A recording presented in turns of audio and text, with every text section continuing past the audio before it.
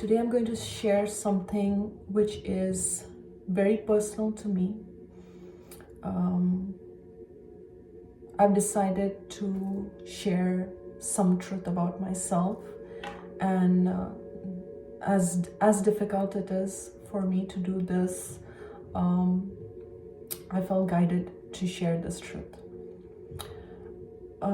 As a child, when I was 5 years old, I was sexually molested by an extended family member.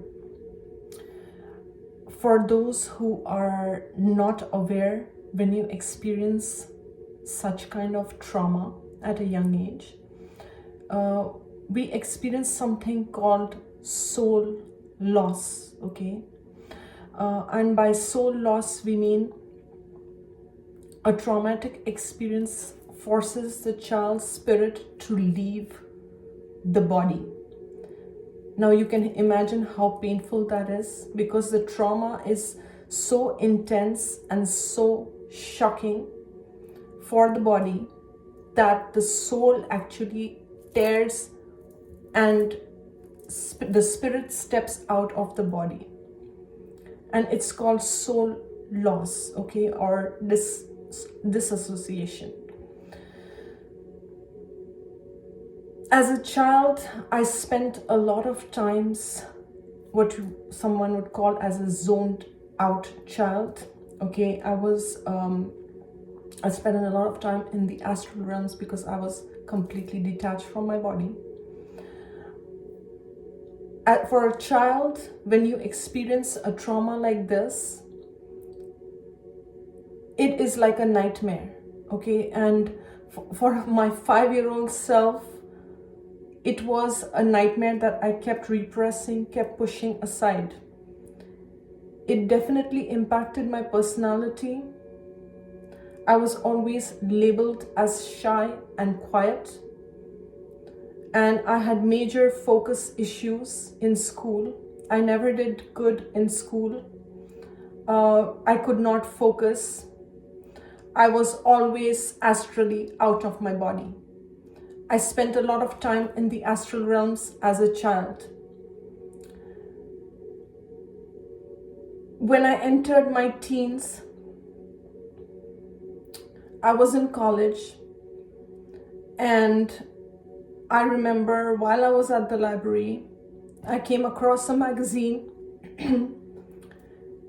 which was open on the table that I was sitting to kind of study and do my homework.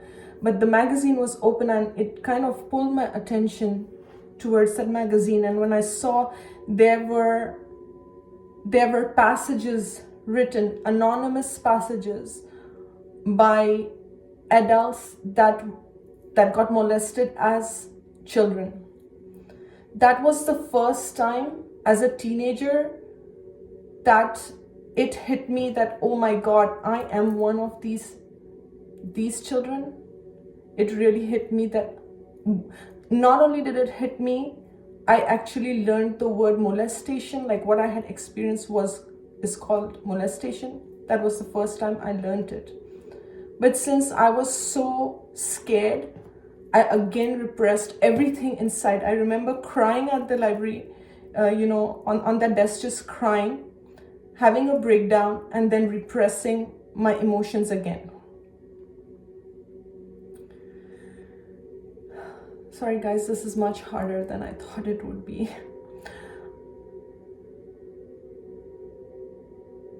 When we experience such trauma as a child, there is a lot of shame that we carry in our body for things that we are not responsible for. And I carried that a lot, okay? And by the time when I entered my adulthood and I came to Canada, which was life-changing for me, there was always a desire for me to heal my inner child. I would read books on how to heal inner child. I would do workbooks on how to heal inner child, exercises on how to heal my inner child. That was my main focus. As I was in my, in my adult years, I started offering mediumship sessions and channeling sessions. In one of these channeling sessions, there was a clairvoyant psychic who had also come to that session. After my session, she caught hold of me and she said, "Have you lost a child?" And I said, "No, I've not lost any child. I've not had a miscarriage or anything like that." She said, "While you are walking down this passage and doing readings for others, there is a little girl, there's a spirit of a little girl who is around you and she's very close to you." I said, "I know for a fact that I've not had any miscarriage or lost any children." Then I took her to my room and showed her my picture as a 5-year-old. I said, did you see this girl?" And she said, "Yes." I said, "That's not a miscarriage child. That's not a child I lost. That's my 5-year-old. That's who I am." Okay. And from that moment, I knew that this has to go beyond just me doing my inner child healing, with the workbook and things like that. It had to go to the next level. And that's where, through synchronistic events, I came across a shaman. The shaman guided me through a soul retrieval. Okay, that is like almost like you go in a deep kind of a trance state and you go back in the past and you bring that child, like I said initially, the soul lost part, finding that fragment of myself that left my body during trauma and bringing her back. That experience was so painful, at the same time very cathartic for me.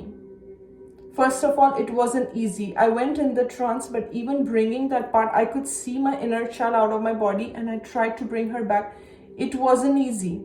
She did not want to come into my body because she said it would be scary. I promised her that I would protect her like no other, and she would never experience this again, only if she came back in my body. I patiently waited until I finally felt my inner child completely integrate into my body. While after my session ended, the shaman did tell me that I would experience a lot of changes now that that part of me was back in my body. Now, after that is like the next ordeal that I faced after the soul retrieval session. Within a week's time, I actually found bite marks on my arms. Both arms, they were like bite marks. And I would get up in the middle of the night with like a panic attack and my whole body shaking with anxiety without any reason. And I couldn't even control the shaking. The shaking would happen so much that I would have to leave the bedroom so that I don't disturb my husband, go down and actually hold myself like as if I'm holding a child and kind of just rock myself and soothe myself like this. And I would be up till late at night, kind of just soothing that anxiety within me. I went back to the shaman and I told her, "Why am I getting these bite marks? What is this?" And she said, "As a child, you could not show your anger and you could not express your emotions. So this was the only way that you could show your anger was by biting your arm or biting your dolls or biting your toys." Okay, this shaman was also highly intuitive, so she told me that. I did not tell my parents until much later, which was very devastating for my parents to learn this truth. Like I said, for those who experience such trauma, they carry a lot of guilt, they carry a lot of shame, and they almost push it away as if it's a very bad nightmare that you never want to, it's just a nightmare, but you realize that this nightmare is never ending. So thank you so much. First of all, I also want to say thank you so much for giving me this platform to share my truth. And through my work, I have come across many who also experienced something similar like me. And I've been able to guide them because my whole journey has been, I've gone through the dark and come out into the light. Today I consider myself as healed. I do see myself as healed. I have finally found my voice, my strength, because the abuser had threatened me when I was a 5-year-old not to tell anyone, and that took my power away and that took my voice away, not only in this situation but even in other areas of my life. I was always silenced, I was always quiet. It impacted other experiences of my life as well. I've done a lot of self-healing. I can't tell you how long and how painful this journey has been. I've read books, I've done workbooks, I've gone to a shaman. Today I can talk about it because I've healed myself. But it is an extremely painful journey. And if you, my friend, whoever you are watching, and you've also gone through this, or you are also experiencing trauma, you can heal yourself and you can be healed. You don't have to silently suffer, okay, and hold that in your body. You can set yourself free. So I just want to take a moment and I want to thank everyone for hearing me out, and I also want to thank this platform for helping me voicing my truth. Thank you so much.